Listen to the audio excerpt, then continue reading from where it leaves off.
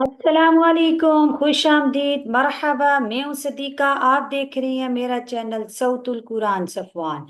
کیسے ہیں آپ سب؟ امید ہے کہ خیریت سے ہوں گے۔ سب سے پہلے ہم درود شریف پڑھ لیتے ہیں۔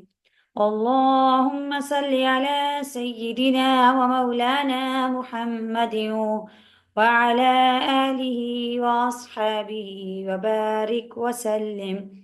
رب يسر ولا تعسر وتمم بالخير وبك نستعين يا فتاح.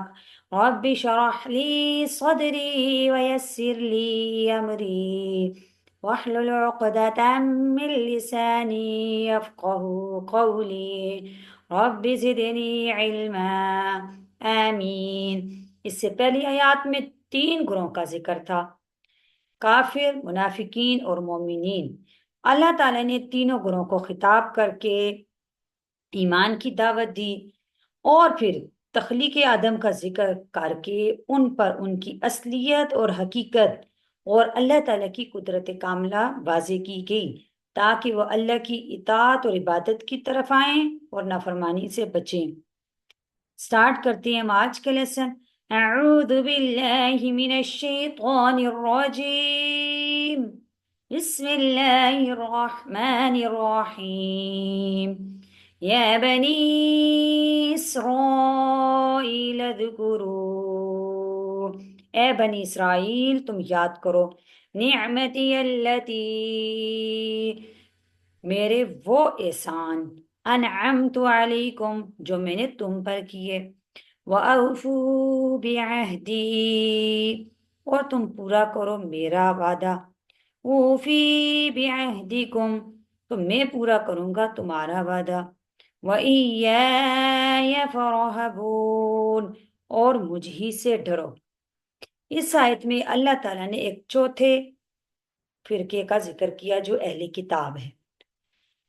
اہل کتاب کا ذکر کر کے اللہ تعالیٰ نے ان کو بنی اسرائیل سے خطاب کیا، یا بنی اسرائیل سے۔ بنی اسرائیل عبرانی زبان کا لفظ ہے، اس کے معنی ہے عبداللہ۔ یہ حضرت یعقوب علیہ السلام کا دوسرا نام ہے۔ بعض حضرات نے فرمایا کہ نبی صلی اللہ علیہ وسلم کے علاوہ کسی اور نبی کے اور نام نہیں ہے، صرف یعقوب علیہ السلام کے دو نام ہیں، ایک یعقوب اور ایک اسرائیل۔ قرآن مجید میں اس جگہ ان کو بنی یعقوب کہہ کر نہیں خطاب کیا گیا بلکہ ان کو بنی اسرائیل کہہ کر خطاب کیا گیا تاکہ وہ اپنے لقب، اپنے نام ہی سے یہ بات پہچان لیں کہ ہم عبداللہ یعنی اللہ کے عبادت گزار بندے کی اولاد ہیں، ہمیں بھی انہی کے نقش قدم پر چلنا چاہیے۔ اللہ تعالیٰ نے خطاب کر کے فرمایا کہ تم نے جو مجھ سے عہد کیا تھا تورات میں اس کو تم پورا کرو۔ تو وہ عہد کیا تھا؟ وہ عہد یہ تھا کہ تمام رسولوں پر ایمان لائیں گے ہم، اور اس میں نبی صلی اللہ علیہ وسلم کا خصوصیت کے ساتھ ذکر تھا، نبی صلی اللہ علیہ وسلم پر بھی ایمان لائیں گے۔ نماز، زکوٰۃ، صدقات بھی اس عہد میں شامل ہیں، جس کا خلاصہ نبی صلی اللہ علیہ وسلم پر ایمان اور آپ صلی اللہ علیہ وسلم کا مکمل اتباع ہے۔ یعنی کہ جب نبی صلی اللہ علیہ وسلم پر ایمان لے آئے، نبی صلی اللہ علیہ وسلم کا مکمل اتباع کر لیا تو اس میں ساری چیزیں آ گئی۔ میں پورا کروں گا تمہارا ساتھ جو میرا عہد ہے اس کو۔ اب اللہ تعالیٰ نے فرمایا کہ میرا عہد یہ ہے کہ میں تمہاری مغفرت کروں گا اور تمہیں جنت کے اندر داخل کروں گا، وَإِيَّايَ فَارْہَبُونِ، اور تم مجھ ہی سے ڈرو۔ اب یہاں پہ اللہ تعالیٰ نے بنی اسرائیل کو اپنی نعمتیں اور احسان یاد کروا کر اپنی اطاعت کی طرف دعوت دی، اور امت محمدیہ کو جب اس کام کے لیے دعوت دی تو احسانات اور انعامات کے ذکر کے بغیر فرمایا فَاذْكُرُونِی أَذْكُرْکُم، کہ تم مجھے یاد کرو میں تمہیں یاد رکھوں گا۔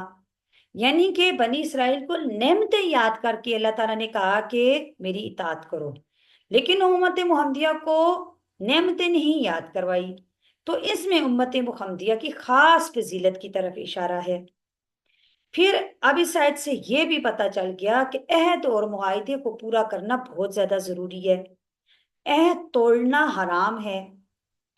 آپ صلی اللہ علیہ وسلم نے فرمایا کہ عہد توڑنے والوں کو آخرت میں سزا تو ملے گی، لیکن اس سے پہلے ان کو ایک یہ سزا بھی دی جائے گی کہ محشر کے میدان میں جہاں تمام اولین اور آخرین کا اجتماع ہوگا، حضرت آدم علیہ السلام سے لے کر امت محمدیہ کے آخری بندے تک تمام لوگ جمع ہوں گے، تو عہد شکنی کرنے والے پر ایک جھنڈا بطور علامت کی ان لگا دیا جائے گا، یعنی ان سب لوگوں کے سامنے اس پر، تو جس نے جتنی بڑی عہد شکنی کی ہوگی، جتنا بڑا عہد توڑا ہوگا، اس پر اتنا ہی اونچا اور بلند جھنڈا ہوگا۔ اس طرح ان کو میدان حشر میں رسوا اور شرمندہ کیا جائے گا۔ وَآمِنُوا بِمَا أَنزَلْتُ، وَآمِنُوا اور ایمان لاؤ، بِمَا أَنزَلْتُ اس کتاب پر جو میں نے اتاری، مُصَدِّقًا لِمَا مَعَكُمْ وہ تصدیق کرتی ہے، وہ کتاب تصدیق کرتی ہے، لِمَا مَعَكُمْ جو تمہارے پاس ہے اس کی، وَلَا تَكُونُوا أَوَّلَ كَافِرٍ بِهِ وَلَا تَكُونُوا اور مت ہو، اولا پہلے، کافرین انکار کرنے والے اس کے، وَلَا تَشْتَرُوا اور نہ تم لو، بِآیاتی ثمنا قلیلا میری آیتوں پر تھوڑی قیمت، ثمنا قیمت، قلیلا تھوڑی، وَإِيَّايَ فَاتَّقُونَ اور مجھ ہی سے بچتے رہو۔ اب یہاں پہ اللہ تعالیٰ نے فرمایا کہ تم ایمان لاؤ اس کتاب پر جو میں نے نازل کی تمہاری طرف، اس سے مراد قرآن کریم ہے، اور وہ تصدیق کرتی ہے اس کتاب کی جو تمہارے پاس ہے، اس سے مراد تورات ہے، اور تم نہ ہو جاؤ پہلے کافر۔ اب کافر ہونا خواہ سب سے پہلے ہو یا بعد میں ہو، یہ تو بہت بڑا گناہ ہے، مگر اس آیت میں یہ فرمایا کہ پہلے کافر نہ بنو۔ اس میں اشارہ اس طرف ہے کہ جو شخص پہلا کفر اختیار کرے گا تو بعد میں اس کو دیکھ کر جو بھی کفر میں مبتلا ہوگا تو اس کا وبال بھی اس شخص پر پڑے گا، اس پہلے کافر پر بھی اس کا وبال آئے گا، اپنے کفر کا بھی، لیکن اس کو دیکھ کر جتنے لوگ کفر میں مبتلا ہوں گے ان کا وبال بھی ان پر آئے گا۔ اسی طرح اگر کوئی شخص نیک عمل کرتا ہے، اچھا کام کرتا ہے، اس شخص کو دیکھ کر دوسرے لوگ نیک عمل کرتے ہیں، تو جتنے لوگ دوسرے نیک عمل کرتے ہیں اس کا ثواب اس شخص کو ملے گا، کیونکہ یہ ذریعہ ان کے نیکی کا یہ ذریعہ بنا، اس کو دیکھ کر انہوں نے نیک اعمال کیا، ان لوگوں کو ثواب بھی ملے گا جنہوں نے نیک کام کیا، لیکن اللہ تعالیٰ ساتھ اس کو بھی دیے ثواب دیں گے۔ وَلَا تَشْتَرُوا بِآيَاتِي ثَمَنًا قَلِيلًا اور میری آیات کے بدلے میں قیمت لینے کی یہاں پہ ممانعت کی گئی، نہ تم لو میری آیات کے بدلے میں تھوڑی قیمت۔ معنی اس کا یہ ہے کہ لوگوں کی مرضی اور ان کی اغراض کی خاطر اللہ تعالیٰ کی آیات کا مطلب غلط بتلا کر یا چھپا کر لوگوں سے پیسے لیے جائیں، یہ فعل حرام ہے، یعنی لوگوں کو غلط مسئلے بتائے جائیں، لوگوں کی مرضی کے مطابق ان کو مسئلے بتا کر ان سے پیسے لیے جائیں۔ وَإِيَّايَ فَاتَّقُونَ اور تم مجھ ہی سے بچتے رہو۔ وَلَا تَلْبِسُوا الْحَقَّ بِالْبَاطِلِ اور نہ تم ملاؤ حق بات کو بالباطل، باطل بات کے ساتھ، وَتَكْتُمُوا الْحَقَّ اور نہ تم چھپاؤ حق کو، وَأَنْتُمْ تَعْلَمُونَ تم جانتے ہو، جان بوجھ کے تم حق بات کو مت چھپاؤ۔ اب یہاں پہ فرمایا کہ حق بات کو غلط بات کے ساتھ مت ملاؤ، یعنی کہ غلط بات کے ساتھ گڑ مٹ کر کے اس طرح پیش کرنا، حق اور باطل، حق جو ہے اس کو غلط کے ساتھ گڑ مٹ کر کے اس طرح پیش کرنا جس سے مخاطب مغالطے میں پڑ جائے، یہ جائز نہیں۔ یا اسی طرح کسی خوف یا لالچ کی وجہ سے حق بات کا چھپانا بھی حرام ہے۔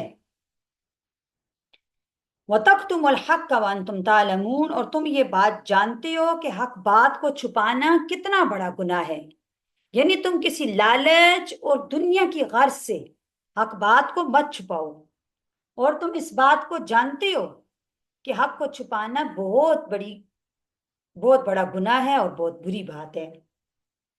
اللہ تعالیٰ سے دعا ہے کہ اللہ تعالیٰ ہمیں قرآن کو سمجھنے، اس پر عمل کرنے کی توفیق عطا فرمائے۔ اللہ تعالیٰ آپ کو ایمان کی بہترین حالت میں صحت اور عافیت کے ساتھ ہمیشہ خوش رکھے۔ اپنا بہت سا خیال رکھیے گا۔ اپنی سسٹر کو اجازت دیجیے۔ نیکسٹ ویڈیو تک کے لیے اللہ حافظ، فی امان اللہ۔